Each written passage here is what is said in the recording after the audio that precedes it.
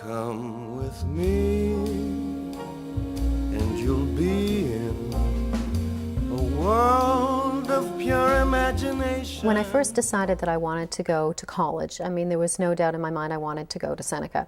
It offered the 2-year radio and television broadcast program that was of most interest to me. I had been through the university experience and I enjoyed that, but I wanted the college experience because I wanted to do something hands-on and really decide what stream, what medium I wanted to be involved in broadcast. I think she's really dedicated to the business of journalism, because it shows not only in her work on a day-to-day basis on air, but it shows in her dedication to, for example, the broadcast journalism program here at Seneca, where she still sits on our advisory committee.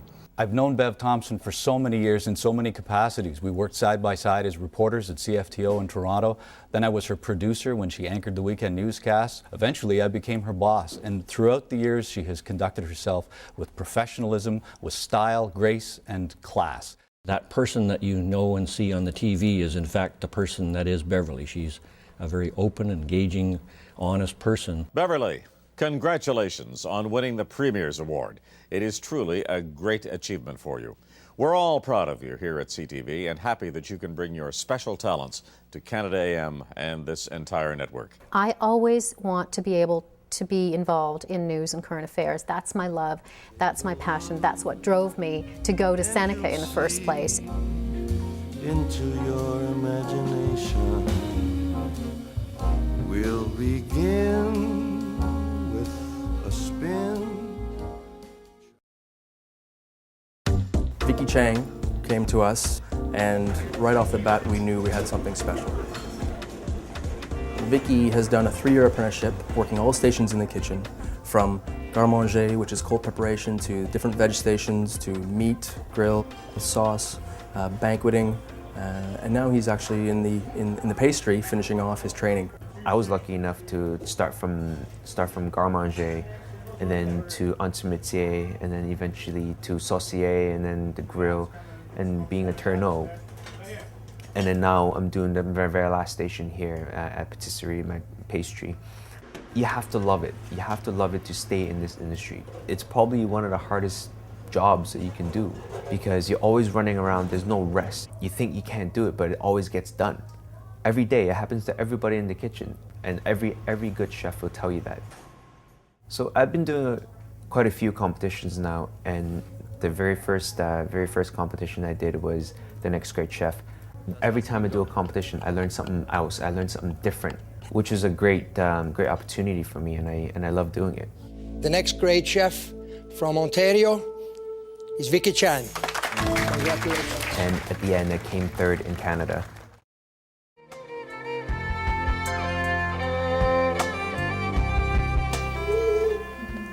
To start this school, I have to credit Sheridan College for that, because in our curriculum, they gave us the tools of how to start our school, how to do a private school under the day nursery. We went through all the legislation. They prepared us on how to do that. Autistic children typically are visual learners, and they need visual prompts. So in Montessori, everything is color-coded, or there is a control of errors so that what you're actually teaching the child is concrete. Language and social skills are the biggest delays in a child with autism, so we work on either their verbal communication skills, or we'll use picture exchange communication system, which is using picture cards for them to be able to request an item or an activity. We have known Michelle for about 12, 13 years now. I have an autistic son who is now 17. Michelle has worked with him, developed programs for him.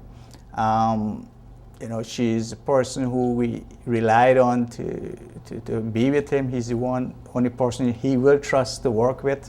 I met Michelle when she applied to our program, and right from the beginning I was so impressed with the passion she had about working with children with special needs. She had had previous experience working with these children, and she was very, very committed to applying the Montessori method to working with children with autism. I guess most parents like to see their children do well, and in their own mind they're very pleased, but to see her get the Premier's Award, that's really nice.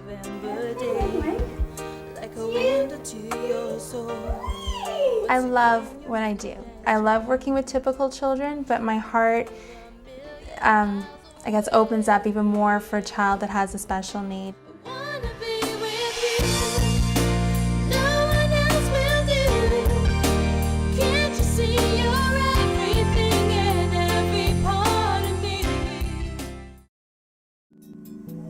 My work has led us to discover a replacement therapy for a drug called IVIG, which is isolated from human plasma and is used to treat a large number of autoimmune diseases, such as multiple sclerosis and also arthritis. I've been working on this for a long time now, since about 1998. So it took us a long time to get here. Our findings over the last 5 or 6 years have been published in a lot of prestigious journals. And notably, we had a paper this year on our replacement therapies that was published in the journal Nature Medicine, which is one of the top medical research journals in the world. So that was a real feather in our cap. Seneca College was very important to my career, because it gives you both the academic background training, and also gives you an overwhelming amount of hands-on experience, which is absolutely required in the world of research. So we had to figure out how to do everything, make up all our own reagents, figure out how to do our experiments, and that's really what life is like. In the research world, you have to do everything yourself. Well, when I was getting into the animation business, I sort of did a lot of research, because it's a lot of money to invest to get into any of these programs. They're all anywhere from $8,000 up to $20,000, $30,000. And as I went around, I tried to actually just get jobs in studios to see if anyone would hire me without knowledge. And basically it didn't work. So when I did get these interviews, though, I did find out a lot of them had recommended Centennial. The company I'm at right now is Soho Visual Effects, or VFX. Soho Visual Effects has been around for 3 years, and we've done a lot of work in recent big movies that you'll know, like Cat in the Hat, American Wedding, Precinct 13 are 3 recent very big movies that you'll have heard of. Right now we're working on a film where the character has to be really stretchy, and so my job right now is to sort of build that character in order to be able to make him stretch.